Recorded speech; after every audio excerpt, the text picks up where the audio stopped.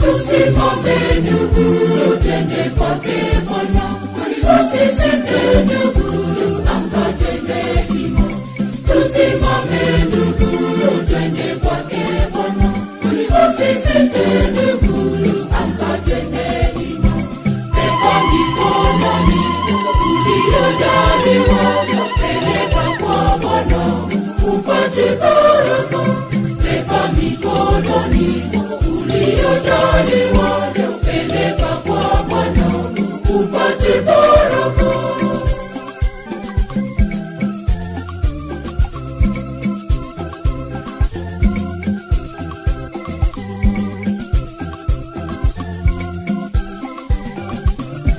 Peleka kwa moyo wa mapendo, peleka kwa Bwana uliyojaliwa. Peleka kwa moyo wa mapendo, peleka kwa Bwana uliyojaliwa. Beba mikononi uliyojaliwa, peleka kwa Bwana upate baraka. Beba mikononi uliyojaliwa, peleka kwa Bwana upate baraka.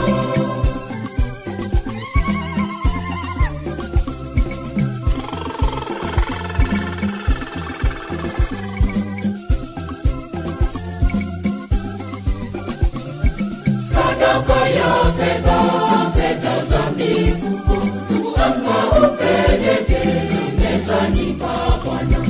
Sadaka ya fedha za mifuko, anga upeleke mezani pa Bwana. Beba mikononi uliyojaliwa, peleka kwa Bwana upate baraka. Beba mikononi uliyojaliwa, peleka kwa Bwana upate baraka.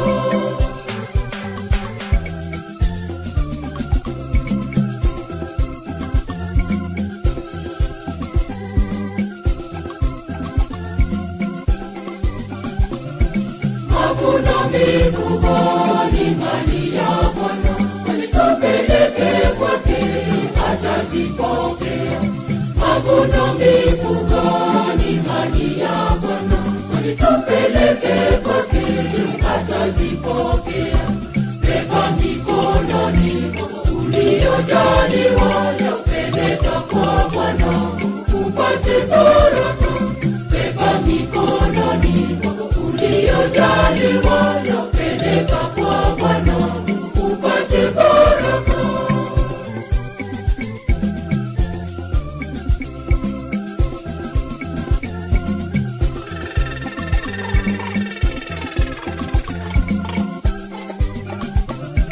Tupate divai, tupeleke kwake, tupate baraka mbele zake Bwana. Tupate divai, tupeleke kwake, tupate baraka mbele zake Bwana. Beba mikononi uliyojaliwa, peleka kwa Bwana upate baraka. Beba mikononi uliyojaliwa, peleka kwa Bwana upate baraka.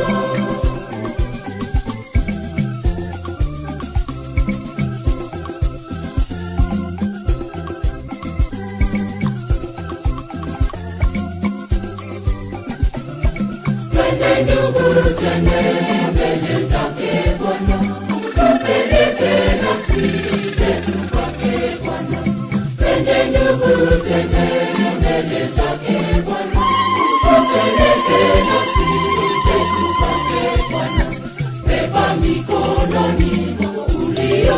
uliojaliwa leo peleka kwa Bwana upate baraka.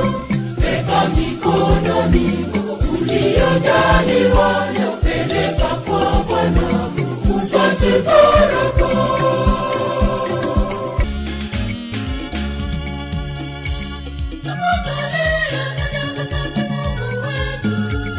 Uzipokee tubariki tuishi salama. Uzipokee tubariki tuishi salama sambini. Tukutolea sadaka safi Mungu wetu.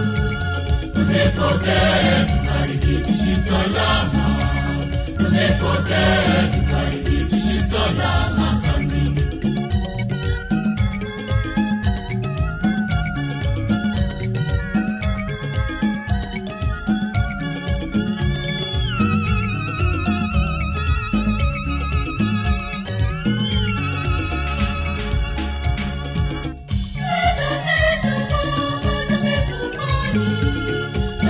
Kwako wewe tunakuomba, tuleta kwako wewe tunakuomba, pokea.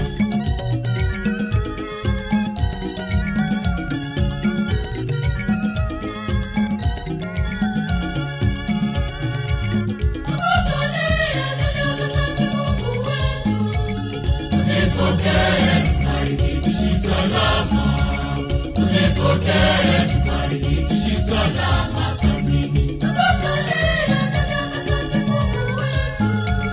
Uzipokee tubariki tuishi salama. Uzipokee tubariki tuishi salama sambini.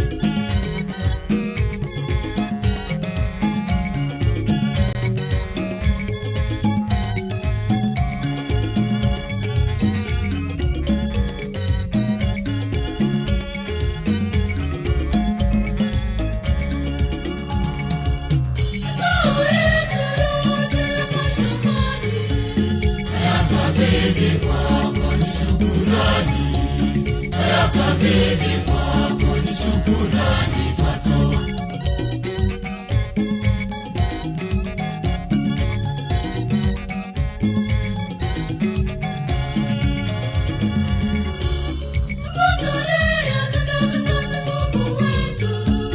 Uzipokee tubariki tuishi salama.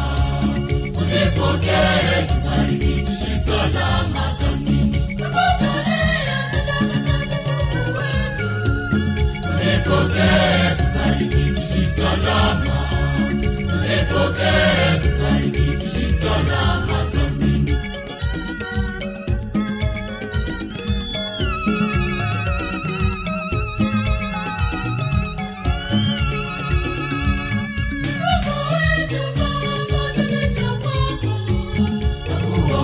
Pokea ikupendeze, tukuomba pokea ikupendeze Mungu.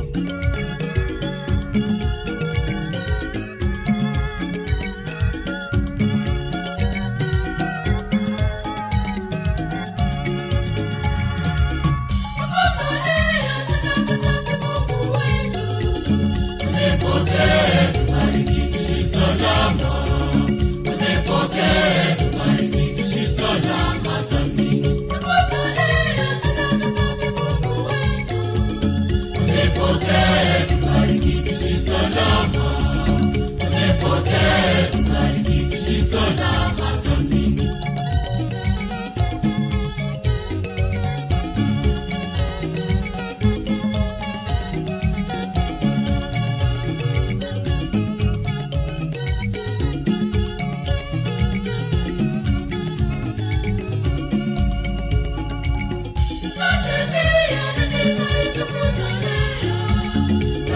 Kwako wewe uzitakase, uzitakase ziweze kukupendeza Mungu.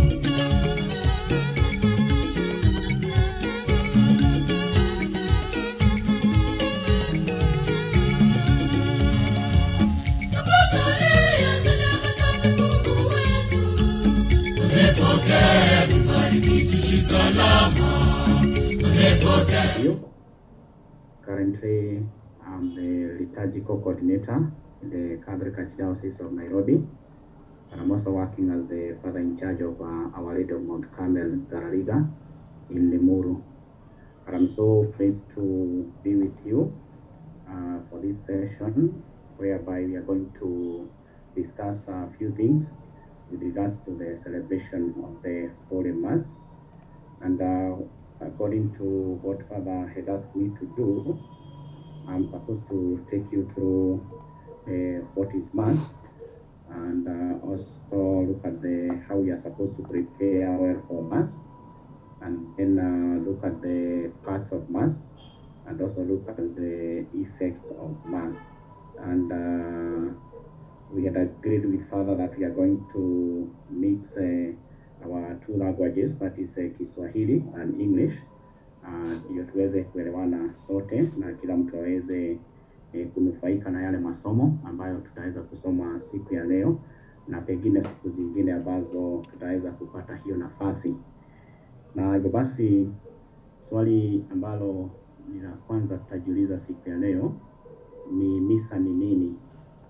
Na katika kulijibu hili swali ningetaka tuongozwe na mada moja, na ningetaka tujiulize ama tutafakari juu ya uwepo wa Mungu kati yetu.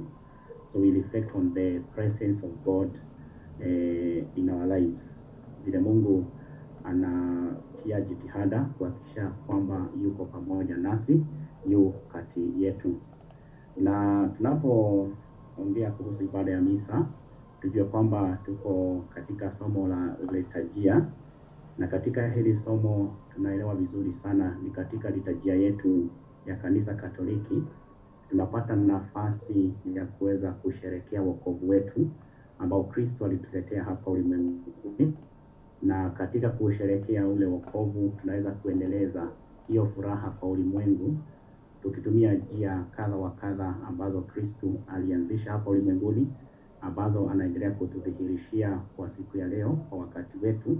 Tunatumia hizo njia kuweza kuwafikia watu wa Mungu na kuweza kuwafikishia wokovu ambao Mungu alianzisha katika Kristo kwa njia ya Roho Mtakatifu. Kwa hivyo basi ni muhimu sana tuweze kuongozwa na hilo wazo ya kwamba Mungu anafanya jitihada, anajaribu kuwa kati yetu na kuwa nasi. So uwepo wa Mungu kati yetu. Na ndio tuweze kuelewa haya vizuri zaidi, ni muhimu sana tuweze kurudia historia yetu ya wokovu.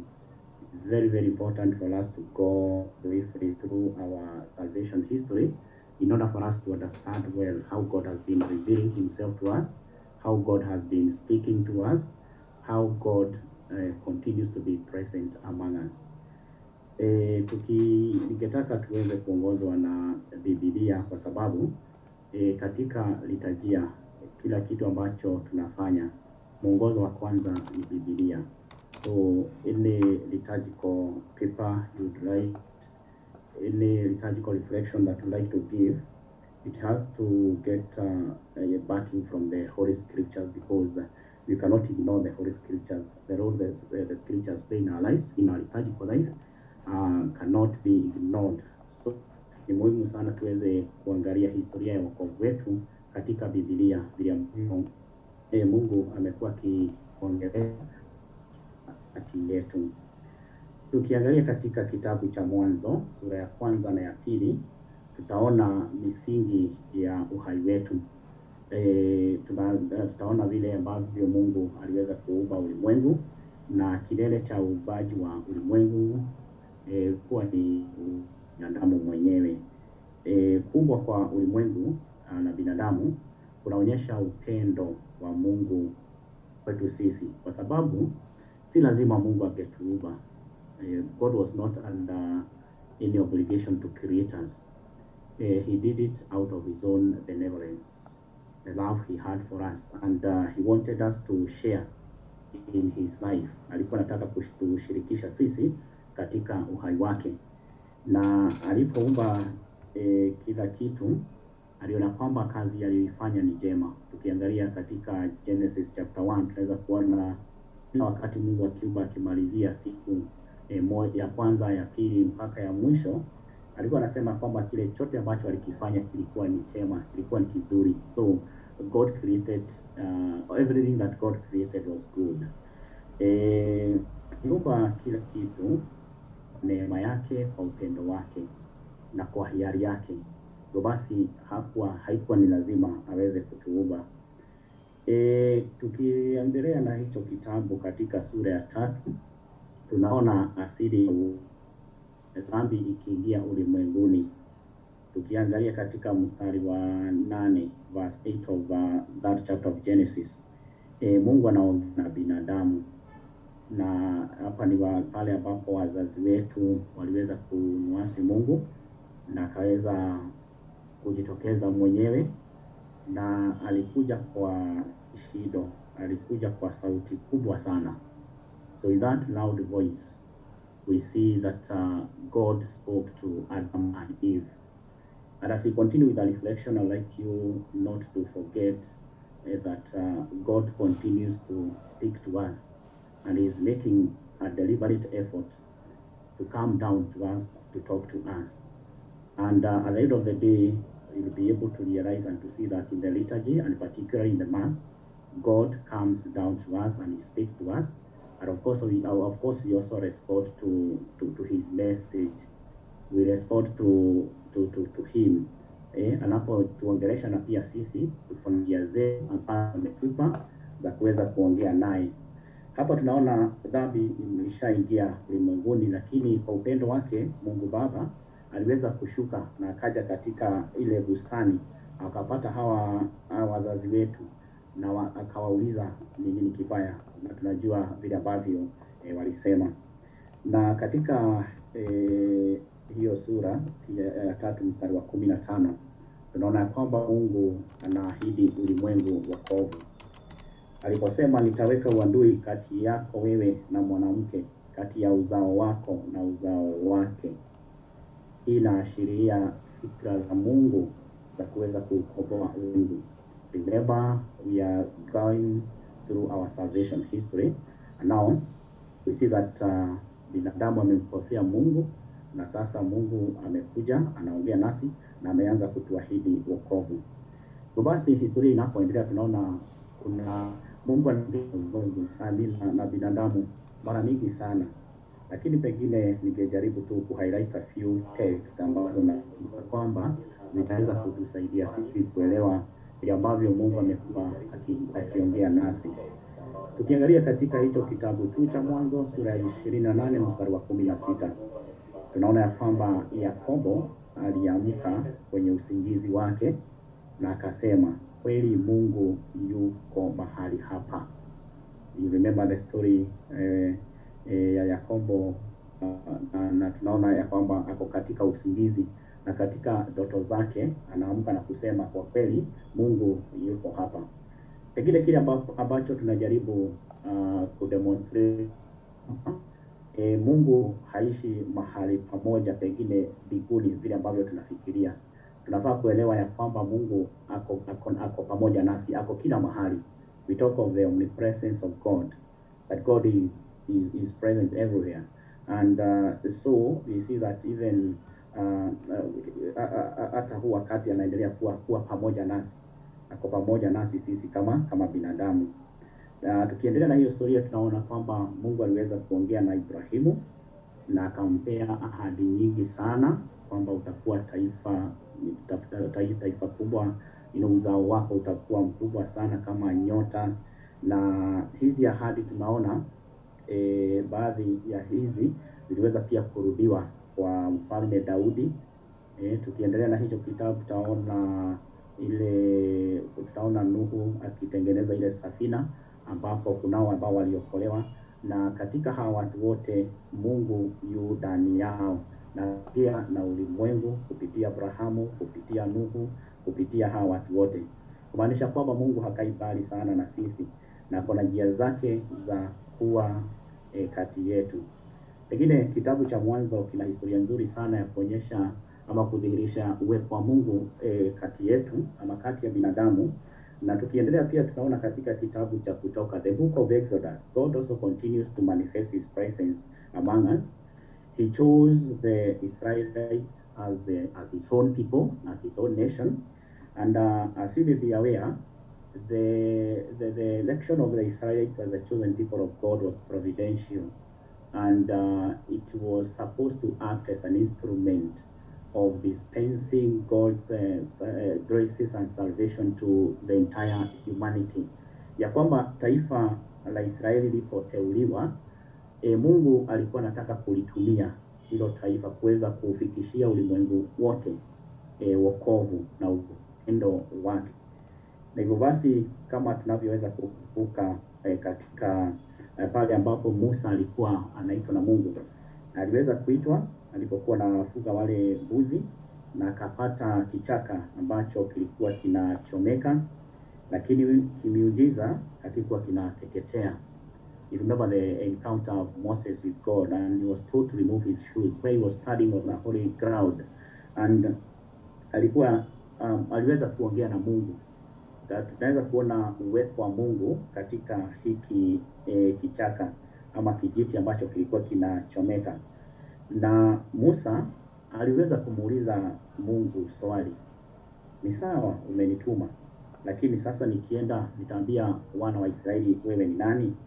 Akasema mimi niko ambaye niko. Na Musa aliweza kwenda na huo ujumbe, na kila alipokuwa anaongea na wana wa Israeli walikuwa wanaona mtumishi wa Mungu. Ingawa alikuja kuweza kumuasi baadaye, lakini walikuwa wanaona uwezo wa Mungu ama uwepo wa Mungu kati yao. Alipoenda pale, tunaona kwamba mambo hayakuwa magumu ama hayakuwa rahisi. Mambo yaliendelea kuwa magumu, ya kwamba mfalme wa Misri roho yake ikawa gumu kama jiwe. Mungu akaendelea kufanya ile miujiza alikuwa anafanya akipitia Musa. Na hivyo basi, kile ambacho ninasisitiza ni kwamba Mungu hakuwahi shuka yeye mwenyewe kutoka mbinguni kwa wakati huu, lakini alikuwa anatumia mtu kama Musa kuweza kuongea na wana Israeli. And so every time the Israelites or rather every time Moses addressed the Israelites, kwamba ni Mungu anaongea na wao. Na tunapoendelea tutaona kwamba Mungu hakusita kuongea na binadamu, aliweza kuendelea kuongea. Na tukisoma katika kitabu cha Kutoka sura ya 33 mstari wa 14, tunaona kwamba Mungu anasema, mimi mwenyewe nitakwenda nawe, nami nitakupa faraja. Naye Musa anamuuliza, usipokuja, anamwambia usipokuja wewe mwenyewe usituondoshe hapa. Naona Moses was a very daring man. Anaambia Mungu yeye asipokuja kati yao mwenyewe, asipokuja ni kama ni masharti anamtolea Mungu.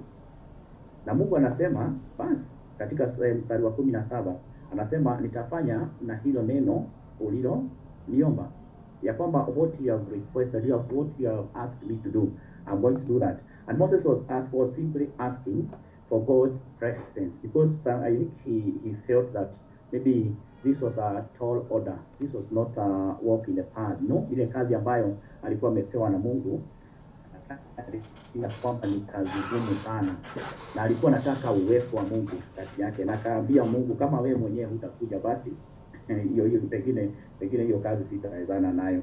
Lakini Mungu alimwahidi na akamwambia kwamba hivyo ambavyo ameomba ataweza kufanya. Tukiendelea na hicho kitabu tutaona katika zile amri 10 uwepo Mungu. Na tukiendelea katika hicho kitabu pia tunaona katika sura ya 40 mstari wa 34, wingu likiwa kama mwongozo kwa watu wa Mungu. So Mungu alikuwa ndani la lile wingu. So God was in that cloud. So the cloud symbolized the presence of God. Na hili wingu lilikuwa linaongoza wana wa Israeli wakiwa pale jangwani wakielekea Kanani. Tukiendelea na Biblia, kitabu cha Mambo ya Walawi, Leviticus chapter 10 verse 2, tunaona dhambi ya Nadabu na Abihu. Tunasoma kwamba basi moto ukatokea hapo mbele ya Bwana, ukawala wakafa mbele ya Bwana. tunaona kwamba Mungu pia alikuwa ndani ya moto. Pengine inalingana sana na pale ambapo Musa aliweza kupatana na Mungu katika ule mlima. We also remember that God was in the Ark of the Covenant. You know, the Ark of the Covenant, hapa ndipo walikuwa wanaweka zile amri 10 na walikuwa naamini ya kwamba Mungu yupo ndani ya hiyo Ark of the Covenant. So I think up to that point you can be able to trace and you can be able to see how God has been making himself present among us, kwa binadamu. Mungu amekuwa mara kwa mara akijaribu kuwa pamoja nasi na akijaribu kuwa akiongea na akijitokeza, akijidhihirisha kwa binadamu kwa njia moja au nyingine.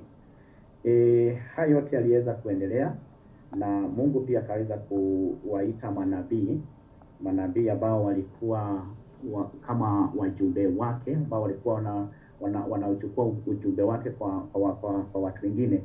Na hawa manabii wote tunawafahamu katika Biblia, ni wengi sana, lakini kuna huyu nabii Isaya ambaye aliweza kuongea kinagaubaga kuhusu ujio wa Masia ambaye ni Bwana wetu Yesu Kristo, na akasema kwamba huyu mtoto atazaliwa, na mtoto akizaliwa jina lake litakuwa Emmanuel. Emmanuel, tafsiri yake ni Mungu pamoja nasi. So he prophesies about the coming of the Messiah in the name of Emmanuel, which means God with us. So this God with us is very, very, very, very, very important, and it is a concept that you cannot afford to forget. Ya kwamba vile ambavyo pale ambapo nabii Isaya anatuelekeza ni kwamba sasa Mungu yupo pamoja nasi, ya kwamba Mungu sasa anakuja yeye mwenyewe. Tunaweza kuona amekuwa akiongea nasi kwa njia ya Musa, kwa ile sauti kubwa, kwa moto, kwa mawingu, kwa hayo yote. Na sasa katika utimilifu wa nyakati Mungu akuja mwenyewe. Hapa kwetu watu wakiomba huwa wanasema, wakiwa na shida kubwa sana, huwa naomba naambia Mungu, kuja na usitumane, come yourself and don't send anybody. Maybe when things are so difficult, could be things were so difficult, found that God felt that this was a time to come himself and not to send anybody. And I think and all these texts that we have been highlighting from the Old Testament are leading us to one thing, and they are preparing us now to receive the good news, to receive the gospel, and we are now getting to the New Testament. Tukia katika Agano Jipya, ningetaka kuguzia Injili ya Yohane, kwamba inadhihirisha wazi ujio wa Bwana wetu Yesu Kristo, na tunasema katika lugha ya kitheolojia umwilisho wa ukweli katika ulimwengu, ya kwamba neno, na huyu neno tunajua kwamba ni Mungu, alikuwepo kabla ya ulimwengu kuumbwa, alikuwepo ulimwengu ukiumbwa, ako hata sasa baada ya ulimwengu kuumbwa. Lakini kile ambacho ni cha maana sana tunakiona katika hiyo Injili ya Yohane sura ya 1 mstari wa 14, ya kwamba neno akatoa mwili na akakaa pamoja nasi, that the word became flesh and dwelt among us. This in theology is what we call the mystery of incarnation, and this is what we celebrate in Christmas, wakati wa Christmas. Hili ndio jambo ambalo tunasherehekea kwamba Mungu, ama huyu tunaita neno, ama Yohane anamuita neno, sasa amekuwa binadamu na amekuwa kama sisi. Na ni kwa nini Mungu awe kama sisi? Ndio tuweze kumuona, ndio tuweze kumhisi, ndio tuweze kutangamana naye. Na tukisoma katika sala ya Ekaristi tunaona kwamba huyu Kristo alikuwa kama sisi, alikuwa binadamu kama sisi in everything, literally everything apart from sin. Ni dhambi tu hakufanya kama sisi. Na hivyo basi tunaona kwamba hii ni jitihada ama ni kazi ambayo Mungu aliweza kuifanya. It's a very, very, very important step that God took, and Mungu alifanya hii yote vile ambavyo nilikuwa nimesema tukianza alikuwa anatuba kwa sababu si lazima tukeubwa, lakini yeye mwenyewe alipenda. Kwa upendo wake, he was moved by his benevolence, his love for us. Akapenda yeye mwenyewe aongee nasi, awe pamoja nasi, tuwe pamoja naye, kwa sababu alikuwa anataka tu kutukomboa. Hakuna kitu kingine Mungu alikuwa anataka kufanya. Kwa basi tukiingia sasa katika hili Agano Jipya, tunaona kwamba Kristo amezaliwa, Kristo yu pamoja nasi. So what does the presence of Christ in our midst signify? It means that God is with us. And so we are not operating in a vacuum. Mungu yu pamoja nasi. Sasa tunaweza sema kwa lugha ya kibinadamu, Mungu ametoka huko juu ambapo pengine tunafikiria yeye hukaa, na sasa ako pamoja nasi.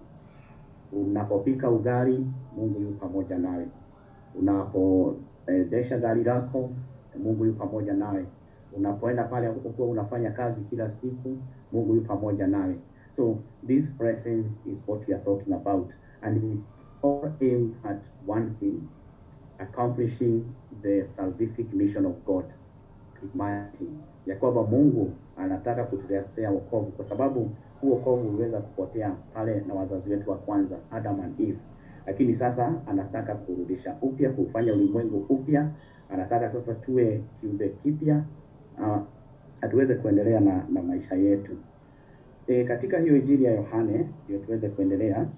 Tunaona ya kwamba Kristo anajaribu sasa kutuletea Ekaristi takatifu. Kumbuka kwamba tuko katika ibada ya misa, na misa ni misa kwa sababu ya Ekaristi takatifu. Bila Ekaristi hatuwezi kuongea juu ya misa. Kwa basi ni muhimu sana tujaribu pia kuangalia katika Biblia vile ambavyo Kristo aliweza kuleta hii sakramenti kati yetu, vile ambavyo Kristo sasa anajaribu kutuletea wokovu kwa njia ya sakramenti takatifu ya Ekaristia. Hii ni baada sasa ya kuzaliwa. Ukiangalia katika hiyo Injili ya Yohane chapter 6, sura ya 6, it's normally referred to as the Eucharistic chapter, and it's a chapter that maybe in your own free time you can be able to and you can see. So tukiangalia hiyo sura ya 6 mstari wa 26, na kukumbuka Kristo alikuwa amewalisha wale 5,000 na akafanya ule muujiza multiplication of bread, na watu wakaendelea kumfuata. Na Kristo anawaambia, mnanitafuta si kwa sababu mliziona ishara, lakini ni kwa sababu mlikula mkashiba. Ni nini hiki ambacho walikila? Tukiendelea katika mstari wa 27, Kristo anawaambia, msitafute chakula kiishacho. Don't look for food ya ambayo itaisha kesho ama siku nyingine. Angalia chakula ambacho ni cha milele, ni chakula ambacho kitakupa uhai wa milele. Katika hiyo sura mstari wa 51, Kristo anasema, aulaye mkate huu ataishi milele. Ama anaanza kwa kusema, mimi ndio mkate wa uzima utokao mbinguni. Na ndio maana anamalizia kusema, aulaye mkate huu ataishi milele. So he who eats my body and drinks my blood will never die, will live forever. I think now we can see yale mambo yalikuwa mbali sana na binadamu, sasa yuko pamoja nasi, yuko karibu sana. You can see now the Emmanuel in Jesus. So apart from that, Jesus also performed so many miracles, and he did so many good things. Yeah? He healed the sick, he raised the dead, alifanya mambo mingi sana. Na hiyo yote inadhihirisha kwamba sasa we are in a new era. We are in a new period, messianic times, messianic period. Ya kwamba sasa Kristo yuko pamoja nasi. So Kristo akaweza kuja na akaweza kufanya haya yote, na katika hii sura ya 6 ya Injili ya Yohane anaanza kuongea, ama it's like he's giving some kind of prefiguration on the Eucharist. He's trying to point something ya kwamba kuna mimi sasa, mwili wangu na damu yangu ndio zitaweza kuwaokoa, na itakuwa ni chakula cha wokovu kwenu. Kristo alikuwa maisha yake hapa ulimwenguni, wakati wake wa kufa ulifika, na tunajua vizuri sana jioni kabla ya kufa kwake aliweza kuianzisha rasmi hii siku hii sakramenti ya Ekaristi. Na anzisha kwa nini? Ndio sasa akautoa mwili wake na damu yake, vile ambavyo alikuwa amesema katika hii sura ya 6 Yohane. Sasa he is putting it in he is implementing this the implementation side of it where sometimes we miss the point. So Jesus is implementing what he has been preparing his people to do, that he has been preparing people to eat his body and drink his blood. Of course, at that time it was not vivid in their minds, and they could not grasp this very well. So he needed, or rather, he needed also to do something else that will make people understand more and more. Na sasa wakati ulifika, sasa ile jioni ya Pasaka. Najua Kristo hudi lazima angeshiriki katika hii ibada ya Pasaka. Ibada ya Pasaka ilikuwa ibada ya muhimu sana, siku ambayo wana wa Israeli walikuwa wanakumbuka pale ambapo ama ile siku waliweza kukombolewa kutoka Misri, wakaweza kuelekea pale ambapo walikuwa wameahidiwa na Mwenyezi Mungu. So ilikuwa ni siku ya muhimu sana, siku ya muhimu pengine hata kushinda our Jamhuri Day as Kenyans.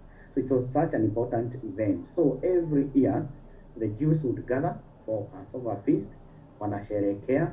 Na tukiangalia ibada yetu ya misa, pengine tunaweza angalia hiyo baadaye, lakini tukiangalia ibada yetu ya misa na hii ibada ya Pasaka ya Waisraeli inalingana sana sana sana sana.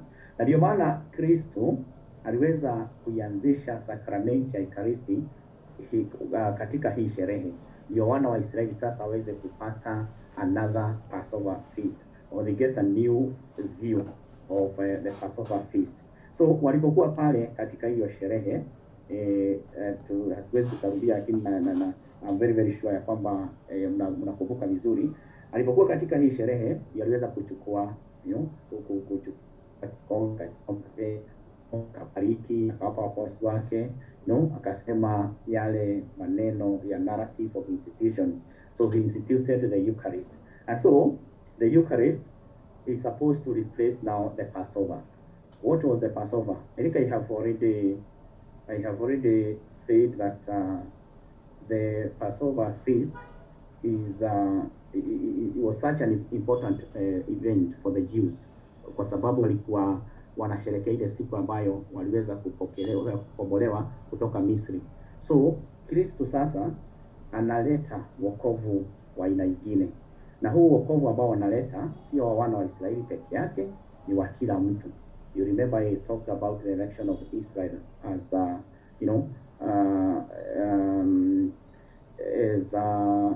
as a means to liberate the whole world, kama njia ya kuweza kukomboa watu wengine.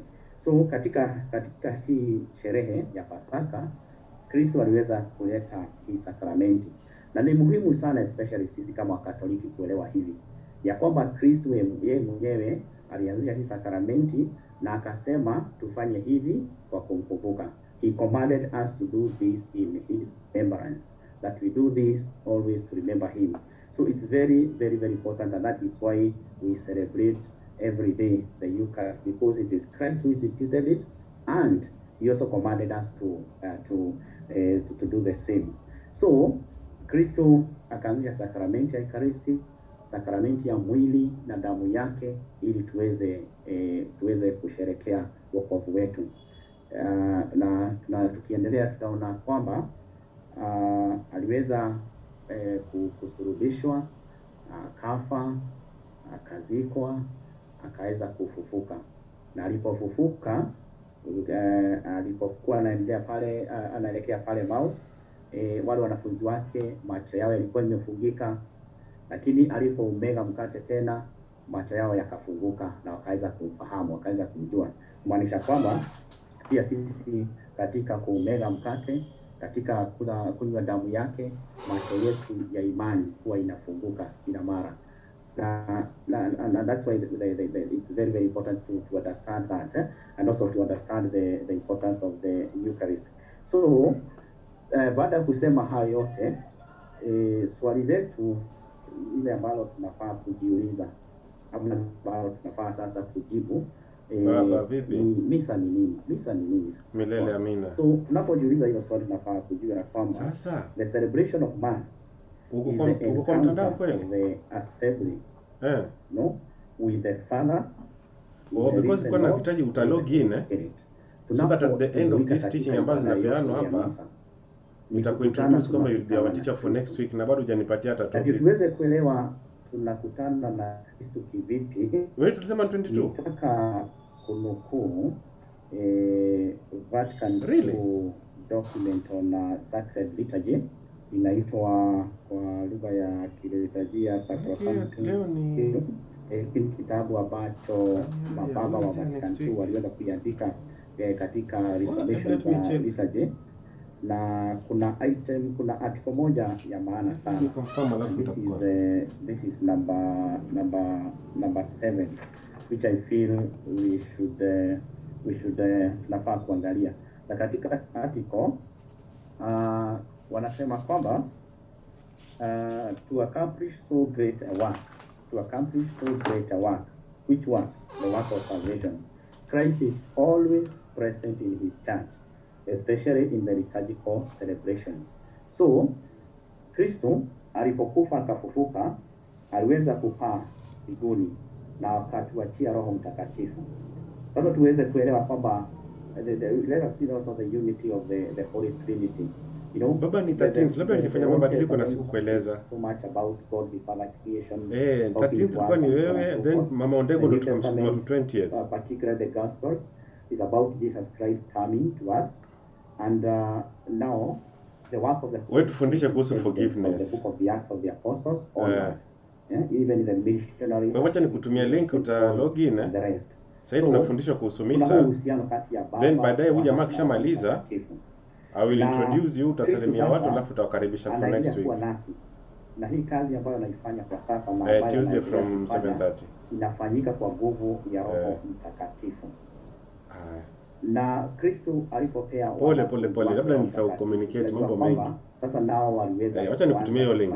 Ile kazi alikuwa amewaonyesha. You remember the command in Matthew chapter 28 towards the end. You also remember it's also in Mark chapter 16. You know, a very categorical command. Go therefore, you know, to all nations, make disciples, those who believe, you know, you baptize them in the name of the Father and of the Son and the Holy Spirit and the rest. And so the disciples continued with this mission.